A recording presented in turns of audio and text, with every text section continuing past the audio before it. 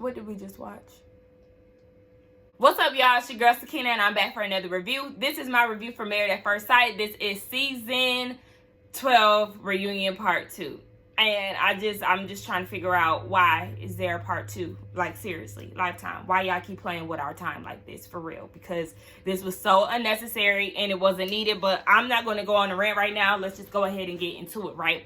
So it picks up where it left off last week with Chris doing his signature walk-off. He done got his book bag and he ready to go. And what does Paige do? Very similar to Decision Day. She goes outside and she follows him into the car. And I'm just like, why? Why? You have not changed because you're still chasing after him. I don't understand it. I don't understand it. But you know, whatever. They sitting there in his rented Audi. Be nice. That could be, I don't know. It did not have a Georgia tag on it, okay? It was giving very much so dealership tags or whatever. So maybe he just got it. I don't know. I'm going to give him a break for now.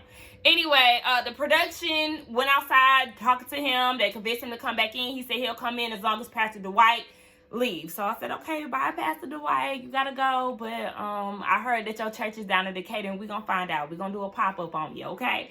No, but so they bring Chris back in, and Kevin is talking to him and basically saying, you know, I wish that you and Pastor Dwight would have handled this different. Don't let anybody knock you off your square, you know, paraphrasing. And Chris apologizes to Paige and Kevin for walking off. Now, Kevin asks, okay, so what would you take away from this experience with Paige? And Chris laughs. I'm sorry, I don't think he said anything that was funny. That's one of my biggest pet peeves, if y'all don't know. When somebody laughs and I said nothing funny at all. If I'm being serious and you laugh, you're not taking me serious, and now I'm about to get mad, and now I'm about to cuss you out. Because I'm just like, oh, absolutely not. Well, it's funny. He talking about he got a lot of growing up to do, and Paige deserves a second chance at love, and I mean, he gets up and, you know, whispers in her ear, I'm sorry. Yeah, you sorry, all right. You sorry, all right, okay? In the words of Ike Turner. Baby, I can't. And I didn't understand why they did all that begging for Chris to come back into the building only for y'all to send him on his way. When he got that book bag and got into that car, that should have been the last time we seen him, because there was no need for him to come back inside when y'all was going to kick him off stage anyway. All right, so Kevin goes and talks to Paige one-on-one, and, you know, he wants to know how it was going through this experience, and she was saying it's traumatic. Was it really traumatic? Because you kept going back for more. If it was that traumatic, you wouldn't have went to therapy with him afterwards. Yeah, I wouldn't have entertained the thought of moving in together if it was so traumatic. And then they talked about Chris's queen statement and how she felt about that. She felt devastated. And she said, as a woman secure of herself, that brought out a lot of insecurities. You are not secure. I don't know why you lying to yourself. I understand you probably trying to save face for, you know, because you on TV and everybody else gave you grief. But no, ma'am. No, ma'am. You are not. The woman that we've seen throughout this process is not secure. There's no way in hell that could have been me. But, I mean, you keep telling yourself that, girl. She said that she would never feed into a man that is clearly manipulating her, and that she wasn't born yesterday. I'm not a weak-minded, desperate woman. That's y'all cousin. Get your cousin, because she lying to herself.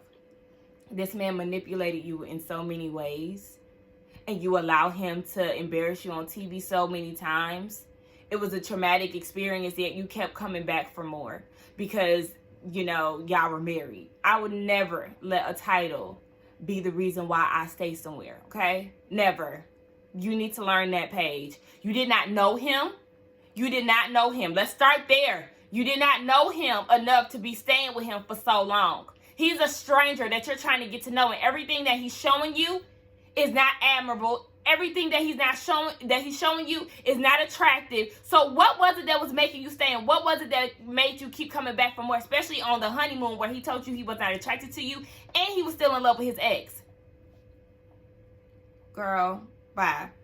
something she was saying that she wasn't aware of, you know, the whole trophy wife comment and the whole not my type comment. But he told you in Vegas that he was not attracted to you. Do you remember when he got ghosted and he never came back with breakfast because he was having a panic attack after y'all had sex, and he explained to you that he was not attracted to you, but you didn't know this? Girl, you're not gonna play victim when it comes down to you not knowing that you were not his type. No, ma'am. She's just a broken record. You know, she loves to say her favorite quotes and, you know, just saying, I'm so committed to the process and da-da-da. Girl, I don't care about none of that. Paige contributed to this circus that she's talking about. Like, yeah, girl, you went ahead and played a clown as well. Just like your husband, Chris, the 2nd, 3rd, 4th, and 5th. They bring out the friend Nancy. Okay, where was she throughout the season, guys? Why are we waiting until the reunion when we're ready to wrap this shit up? Y'all go and bring out people that we wanted to see in the season.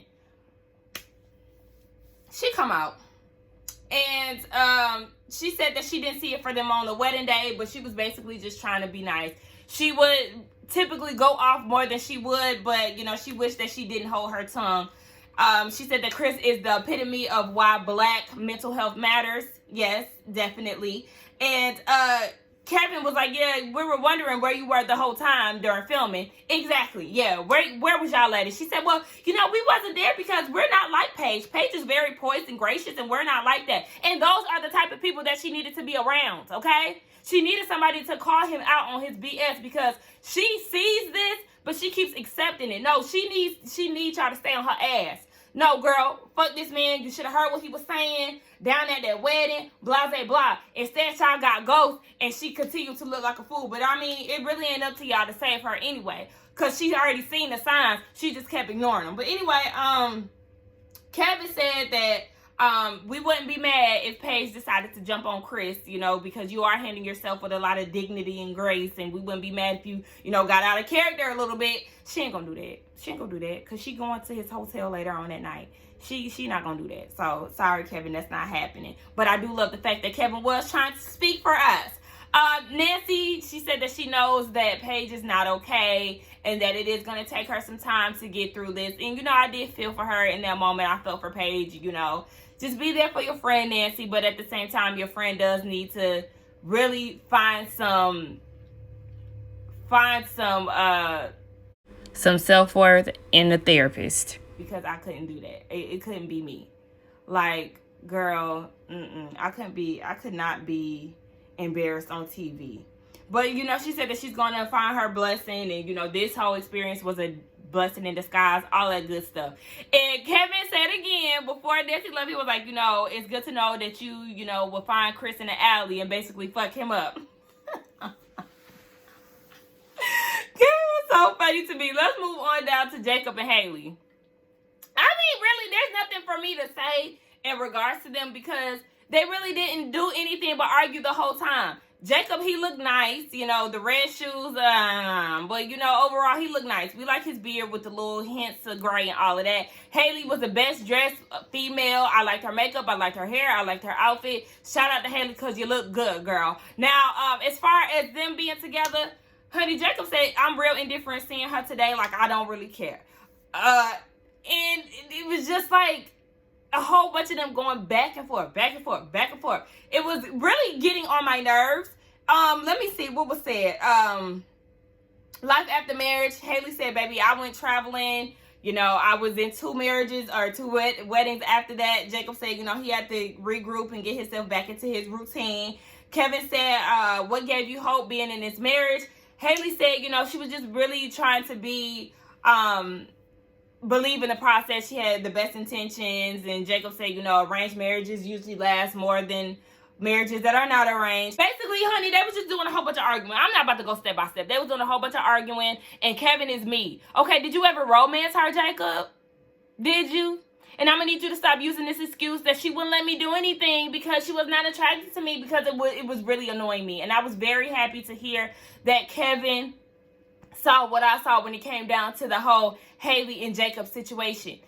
Hayley kept saying that the communication was not there. Something was missing. You know, she tried to have a connection with him by having sex, but something was missing and she just could never figure out what it was. Communication is key, right?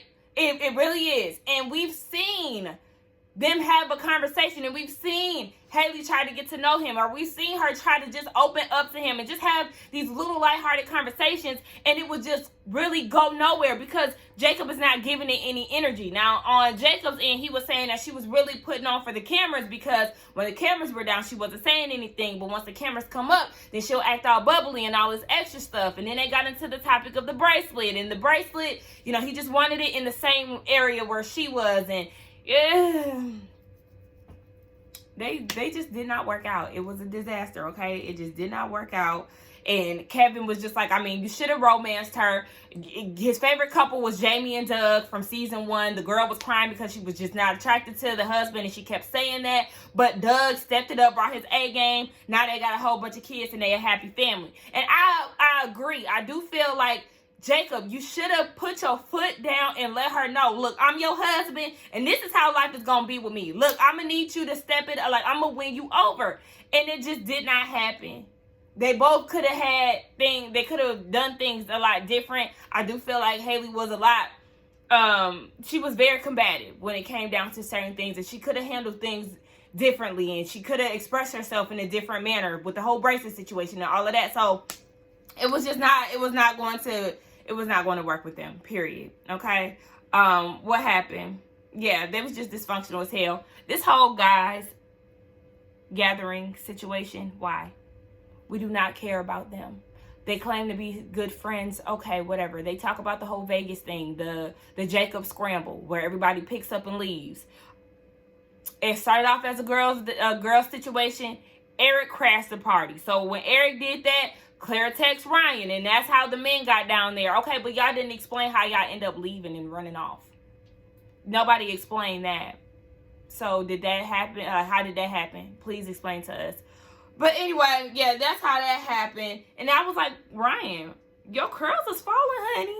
Did y'all realize that his bump beard or his bump mustache his curls was falling a little bit? So y'all need to go backstage and bump your little mustache. We get a segment with the experts. Why are we here? Anyway, the experts start going case by case when it comes down to the couples. I don't care about none of that. What did I pick up from this? Yeah, I mean, there was nothing to really talk about. We know that they like Bree and Vince. They had high hopes for Hayley and Jacob. Stop doing this opposites attract thing. Stop doing that. Stop doing that. How about we focus on their belief systems, the core values? I know that's what y'all tried to do with Chris and Paige, and it just did not work out. Chris showed y'all a representative and then showed his ass once the cameras got to rolling, so I understand that. But y'all need to, when it comes down to Virginia and Eric, for instance, it's clear that he is a Republican. She might be a Republican too, but I don't know. It's giving Republican, Democrat tease, conservative, LGBTQIA. Like, stop. Let's start digging deeper into these things, because you can't create a happy space or a happy home or a successful marriage when y'all butt heads and y'all have so many different views on life and the way that you should live it. Okay? Fuck this opposites attract type shit. Ask important questions about religion, about, you know, the LGBTQ community, about political views. Ask about, what's another thing? Their relationships with their families. Ask about their upbringing. Ask about you know, just major goals and shit like that. I just feel like they need to dig deep and really focus on things that like could really make or break a marriage overall. So yeah, let's just do some extensive work. I didn't understand why the experts came out there. Dr. Viviana looked great. Okay, girl, you know I love her. And then they did this stupid ass QA from the other seasons. Don't do this shit again. Don't do this shit again. It was fillery as all hell. I don't understand why we was here with this. For real. Like, don't. This could have been one episode. Y'all could have gave us an hour. Or what? No, it's 2 hours. Y'all could have added an extra 30 minutes for us to see what Jacob and Hayley had to say and sent everybody home, because this was so unnecessary. And then it was Paige getting Buck when everybody was together as a group talking shit about Chris. Yeah, I just couldn't do that. Now he should have been here and no, you ain't trying to get Buck and talk shit behind his back, but you want to be his ride or die in his face.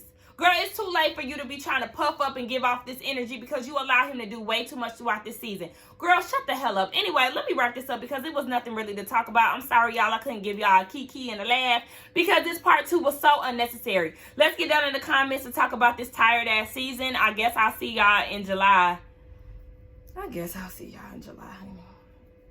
It's just a lot. I guess I'll see y'all in July. I'm trying to go get my eyebrows done, so let's wrap this up. Don't forget to like, Don't forget to like, comment, and subscribe to my channel, and I will see y'all in the next one. Bye.